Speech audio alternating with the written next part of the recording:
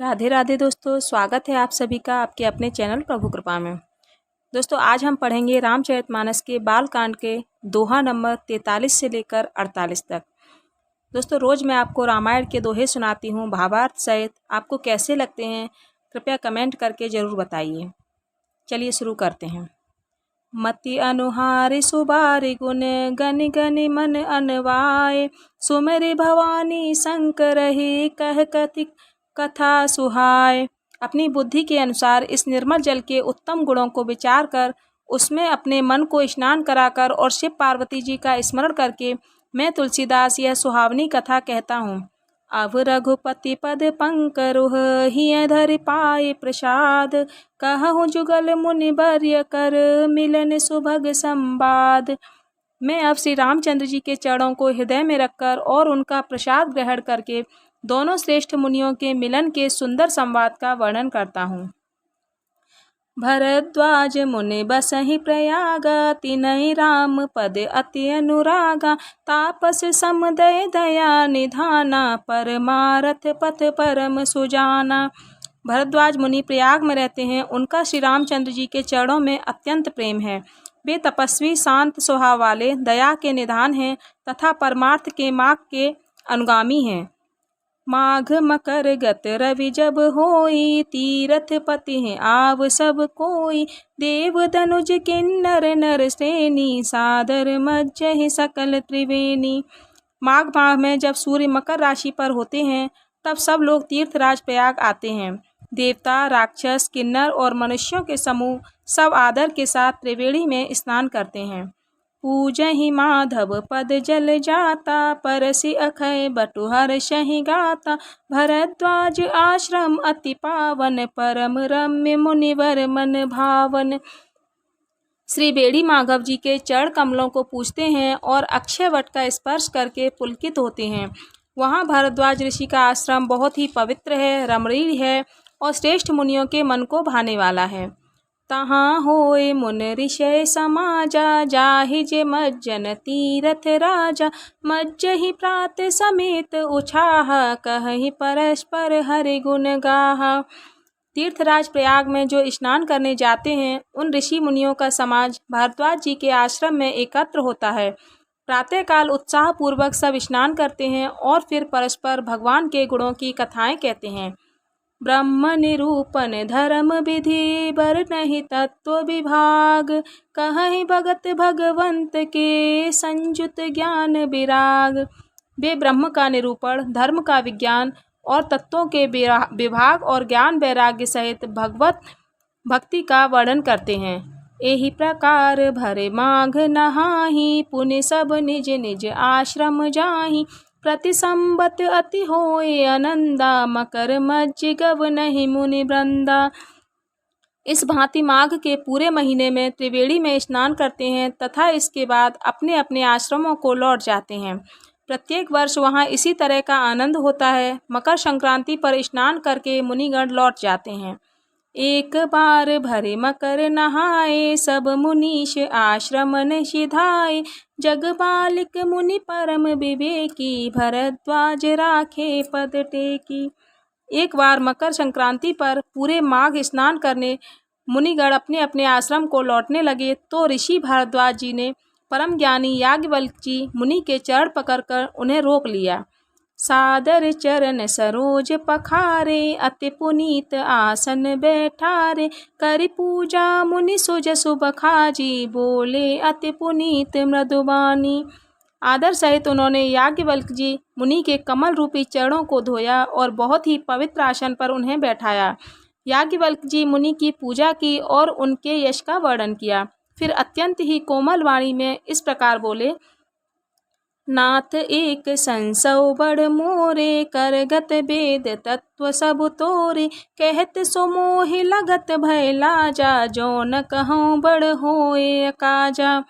हे नाथ, मेरे मन में एक बहुत बड़ा संदेह उठ रहा है। वेदों का तत्व आपकी मुट्ठी में है, परंतु उसको कहते हुए मुझे बड़ी लज्जा आ रही है और यदि नहीं कहता हूँ तो मुझे बड़ी हानि हो सकती है।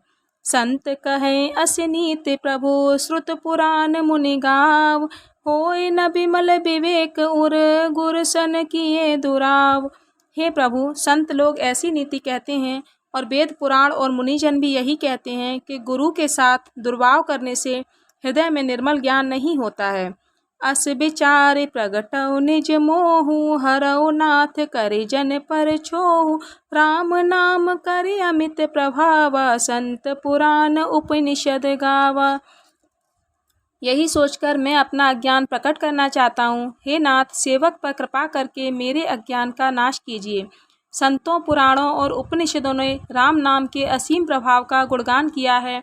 संतत जपत शंभु अविनाशी, शिव भगवान ज्ञान गुण ग्रासी। आकर चारि जीव जग अहहि, काशी मरत ब्रह्म पद लहहि। संत जन और अविनाशी भगवान श्री राम जी का नाम सदैव जपते रहते हैं। इस संसार में 4 प्रकार के जीव पाए जाते हैं जो काशी में मरने से मोक्ष को प्राप्त होते हैं। सोप राम महिमा मुनिराया, शिव उपदेश करत करिदाया। राम कवन प्रभु पूछे हूँ तोई, कहिया बुझाए कृपा निधि मोही।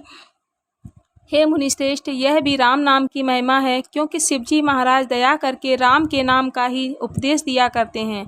हे नाथ, मैं आपसे पूछता हूँ कि राम कौन है? हे दया के सागर, मुझे समझाकर कहिए।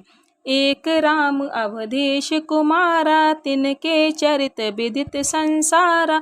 नारी बिरह दुख लहेहु अपारा, भयहु रोष रन रावण मारा। एक राम तो अयोध्या के राजा दशरथ के पुत्र हैं। उनका चरित्र सारा संसार जानता है। उन्होंने अपनी स्त्री सीता के वियोग में अपार दुख सहे और क्रोधित होकर रावण को युद्ध में परास्त कर मार डाला। प्रभु सोई राम के अपर को, जाहि जपत त्रिपुरार। सत्य धाम सर्वज्ञ तुम, कहो विवेक विचार। हे प्रभु, ये वही राम हैं या कोई दूसरे हैं जिन्हें शिवजी हमेशा जपते रहते हैं? आप सत्य के पुजारी हैं, आप सर्वज्ञ हैं, ज्ञान से विचार कर कहिए। जैसे मिटे मोर भ्रम भारी, कहु सो कथा नाथ विस्तारी। जग बालिक बोले मुस्काही, तुम्हें विदित रघुपति प्रभुताई। हे नाथ, जिस भांति भी मेरे मन का भ्रम दूर हो जाए वही कथा मुझे बताइए। यह सुनकर याज्ञवल्क्य जी ऋषि मुस्कुराए और बोले, श्री रघुनाथ जी की प्रभुता को तुम जानते हो। राम भगत तुम मन क्रम बानी, चतुराई तुम्हारी में जानी। चाहौ सुने राम गुण गूढ़ा, कीनौ प्रश्न मनहु मति मूढ़ा। तुम मन, कर्म और वचन से श्री रामचंद्र जी के भक्त हो। तुम्हारी चतुराई को मैं जान गया हूँ। तुम श्री राम जी के रहस्यमय गुणों को मुझसे सुनना चाहते हो, इसी कारण तुमने ऐसा प्रश्न पूछा है कि तुम महामूर्ख हो। तात सुनहु सादर मन लाई, कहूँ राम के कथा सुहाई। महामोह महिषे सुविशाला, राम कथा कालिका कराला। हे तात, तुम मन लगाकर आदर पूर्वक सुनो। मैं श्री राम जी की सुंदर कथा कहता हूँ। महाअज्ञान रूपी महिषासुर को मारने के लिए श्री राम जी की कथा भयंकर कालिका देवी है। राम कथा शशि किरण समाना, संत चकोर करहि जेहि पाना। ऐसे ही संशय कीन भवानी, महादेव तब कहा बखानी। श्री रामचंद्र जी की कथा चंद्रमा की किरणों के समान है, जिसे संत रूपी चकोर हमेशा पान करते रहते हैं। ऐसा ही संदेह पार्वती जी ने किया था, तब भगवान शिव जी ने विस्तार से उसका उत्तर दिया था। कहूँ सो मति अनुहारे, अब उमा शंभु संवाद। भयउ समय जे हे तुझे, सुन मुनि मिटहि विषाद। अब मैं अपनी बुद्धि के अनुसार महादेव पार्वती जी के संकट का वर्णन करता हूँ। वह जिस समय और जिस कारण से हुआ था उसको सुनकर हे मुनि, तुम्हारा संशय मिट जाएगा। एक बार त्रेता जुग माही, शंभु किए कुंभज ऋषि पाही। संग सती जग जननी भवानी, पूजे ऋषि अखिलेश्वर जानी। एक बार त्रेता युग में भगवान शिव शंकर अगस्त्य ऋषि के पास गए। उनके साथ जगत जननी सती भी थी।